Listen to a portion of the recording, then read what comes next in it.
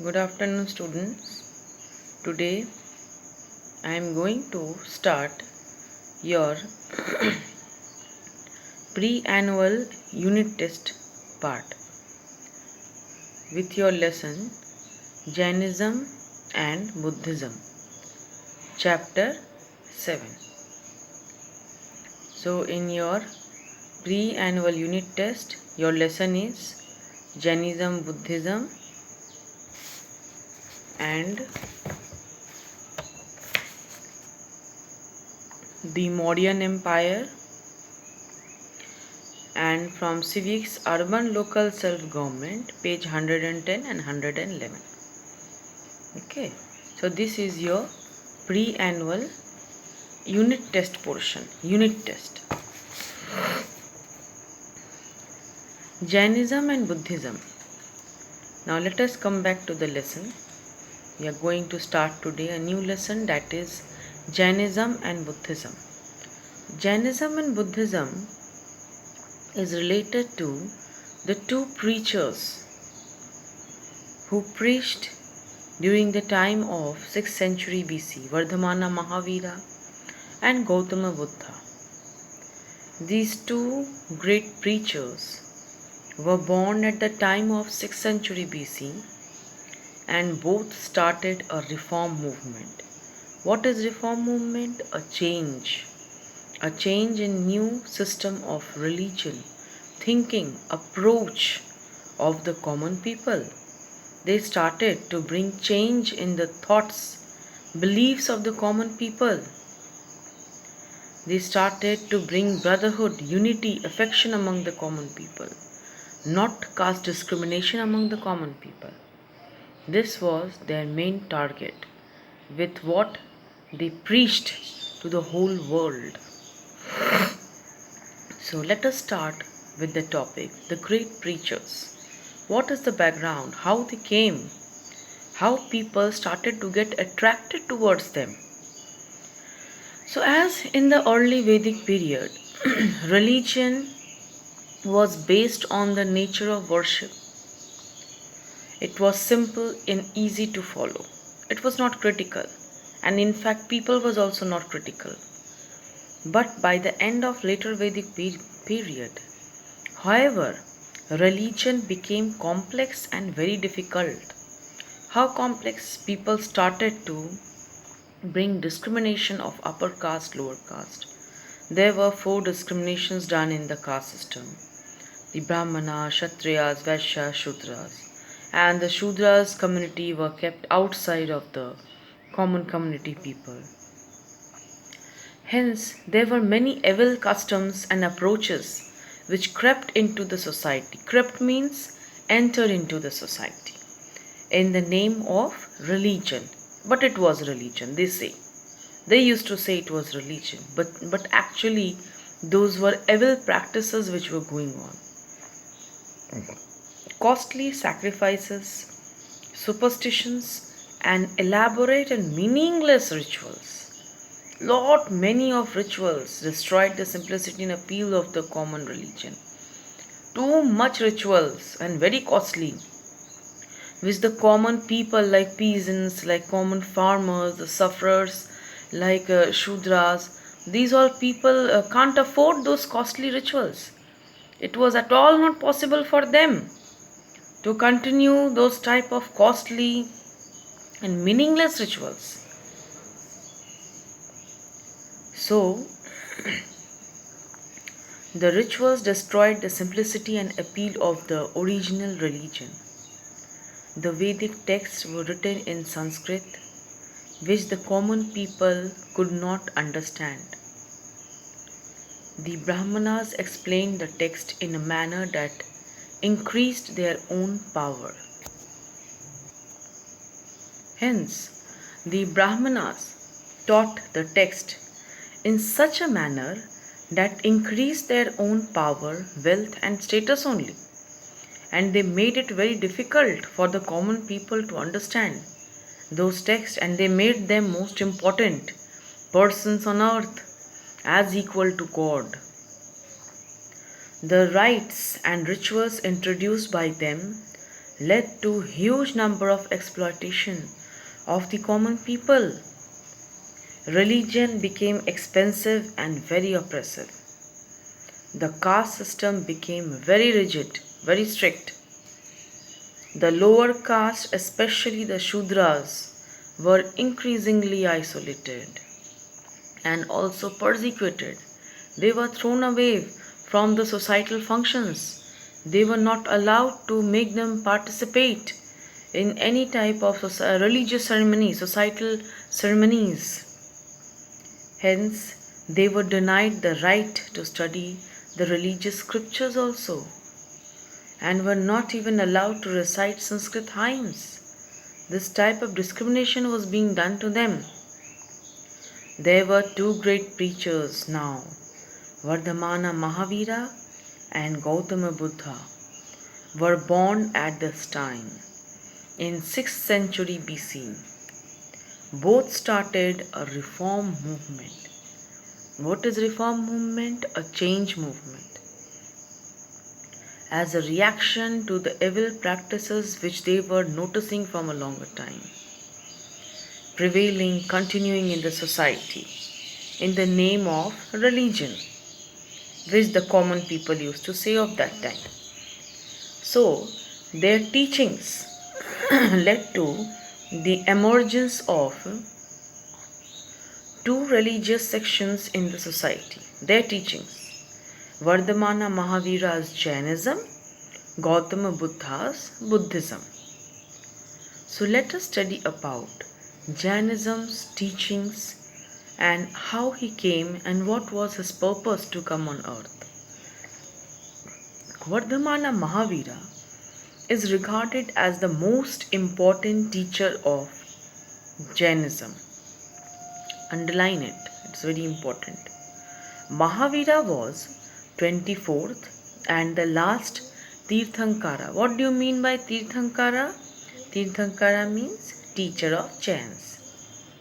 He was born in 540 BCE in Kundagrama. Kundagrama near Vaishali. He was a Kshatriya prince. See, he was a prince, but then also he changed himself to become a preacher. He was a Kshatriya prince, but he gave up his life of luxury and comfort. At the age of 30, he left home in search of truth and became an ascetic, a preacher, a follower of thoughts, of beliefs, and also for the welfare of the common people. Mahavira wandered from place to place in search of truth. After about 12 years of penance and meditation, penance and meditation means lot of sacrifices he had done. Around 12 years and very strict sacrifices and lot of very strict meditations. After that only he gained spiritual knowledge. Now Mahavira became a Jinna. That is what? What is the meaning of Jinna? The conqueror of self. That means he was fully completed in himself. He thought that he's totally complete now. Now there is no other thing which can provide more success in life than the spiritual knowledge. If a person attains the spiritual knowledge, he do not require anything. No greediness, no thought will only come of more and more in his or her life. So spiritual knowledge gave him such a power that he left all the luxuries, he left all the goodness of other luxurious items of life and only concentrated for the welfare of the common, poor and needy people, which was his main purpose of the life. So Mahavira became a Jinna, that is conqueror of self. His philosophy is known as Jainism and his followers were called as Jains. Underline it. This last line underline. Now, let us come to the teachings of Mahavira. Ahimsa. Ahimsa means non-violence. Whatever work, whatever target, whatever preachings or teachings we are doing with the main aim of ahimsa, that is non-violence. We should follow whatever path with non-violence, not to hurt others, not to harm others, but to follow a path of helpful tendency. Always we should help others. We should have always good thoughts for others. And then only good will happen to us. This was the main teachings of Mahavira. Ahimsa or non-violence is the first great teaching of Mahavira. He preached that no one should harm any living creature, not even insects and plants also. Sacrifices, yajnas and rituals. This is another part of teaching. Mahavira did not accept the Vedas, that is giving you, and opposed all forms of religious rites and rituals. He did not accept Vedas, but he did not reject it also. He had respect for other religions also. You cannot say that he used to disrespect religions. No. He only wanted to make people understand that we should have patience to understand, to respect for other religion and for the common people also. We should always think for the common people also. So, caste system. Mahavira believed that all people are equal and did not believe in dividing people into different castes. God. Mahavira did not believe in existence of God. Karma and rebirth. A person's soul is reborn again and again because of his or her karma or actions. The highest goal of a person's life was to attain moksha, that is freedom from the cycle of birth and rebirth. Moksha could be achieved by following the Three Ratna. What was Three Ratna? The three jewels of Jainism. Not jewelry. Three jewels were the main teachings and beliefs of the Jainism.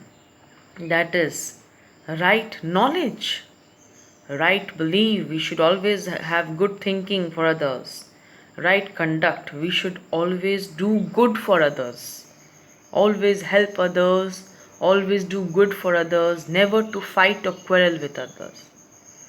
So which includes the practice of ahimsa, non-violence, and heart penance, that is sacrifices, heart penance, sacrifices for others. Then only good will happen to you also. So there were subsections also of Jainism.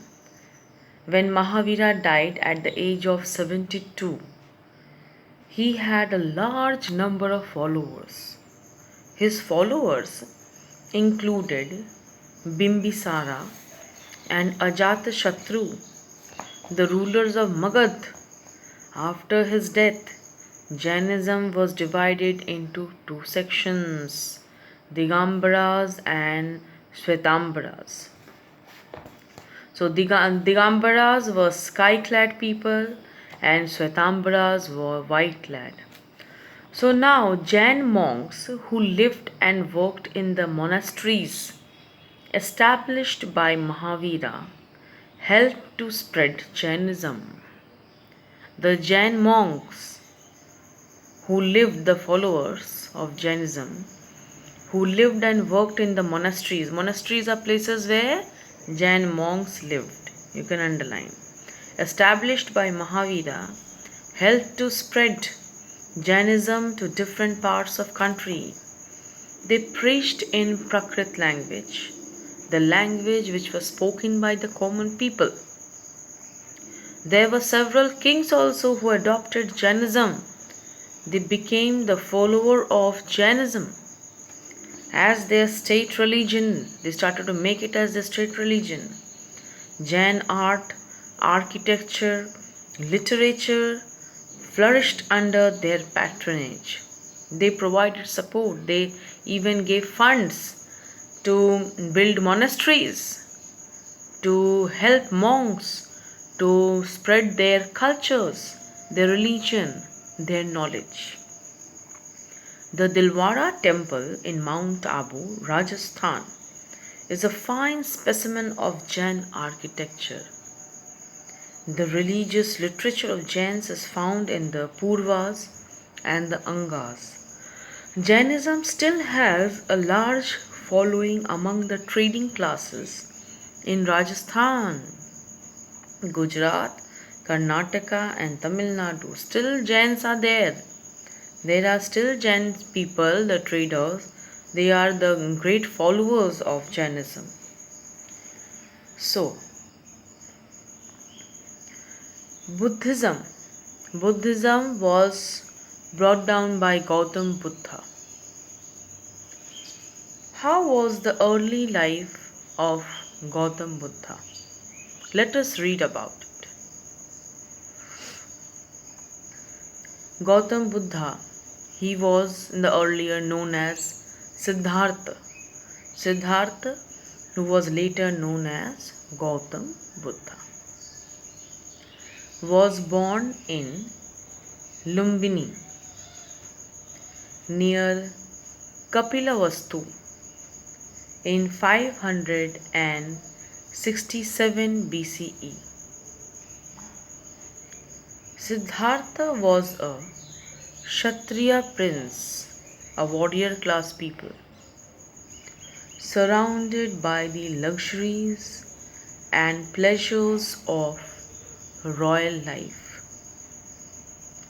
He was married to a beautiful princess, Yashodhara, and had a son named Rahul.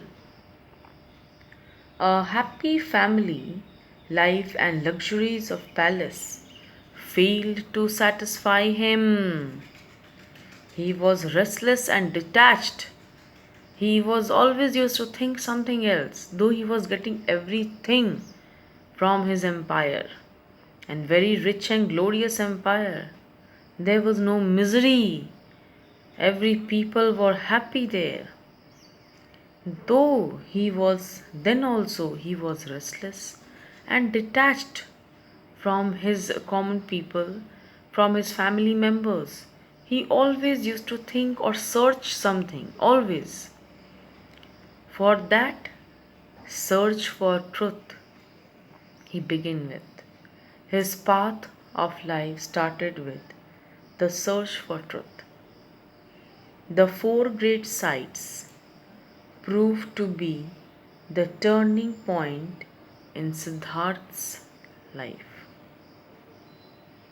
The four great sites. The four great sites became the turning point in Siddhartha's life. It is believed that once, while he was on an outing in his chariot, he saw an old man, a sick man, and a dead man. These three sights. So, these four great sights of Gautama Buddha was the turning point in Siddhartha's life. Siddhartha and Gautam Buddha. Siddhartha was the old name of Gautam Buddha only. It is believed that why he changed his name. Many questions come. Many students ask, ma'am, why the name was changed? See, Gautama Buddha. Buddha means a person, a preacher, a spiritual father. So people started to think him as God. And Siddhartha was the name which was attached with the luxuries, as he used to think, as he has always left all the luxurious life, he has actually, you can tell, changed himself totally. Everything was changed. He, in fact, never turned back to look to his family and the luxuries of the life.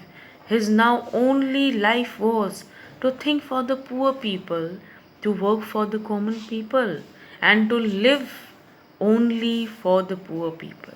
This was only left out as a target of his life. So, it is believed that once, while he was on an outing in his chariot, he saw an old man, a sick man, and a dead man. Now, these three sights saddened and disturbed him greatly. He was greatly saddened and he was disturbed also. Then he saw an ascetic, the preacher who was thinking, who was meditating, who looked very calm and severe and serene. So, this scene actually, you can tell, hit himself from inside. See, this person is feelingless, and plus, he is so relaxed. He did not have any type of tension in his life.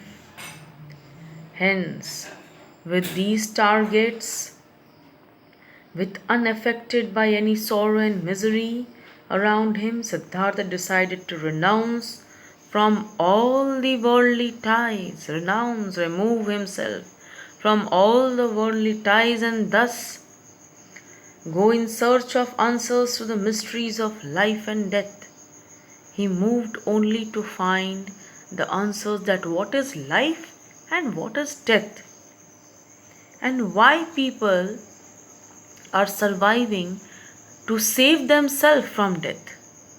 What is that? Death is a peaceful, calm, quiet, a soul which is attained with all spiritual knowledge. That is why he never have any fear of death. One night at the age of 29, while his son and wife were asleep, he quietly slipped out of the house, breaking all the worldly ties, and thus became an ascetic.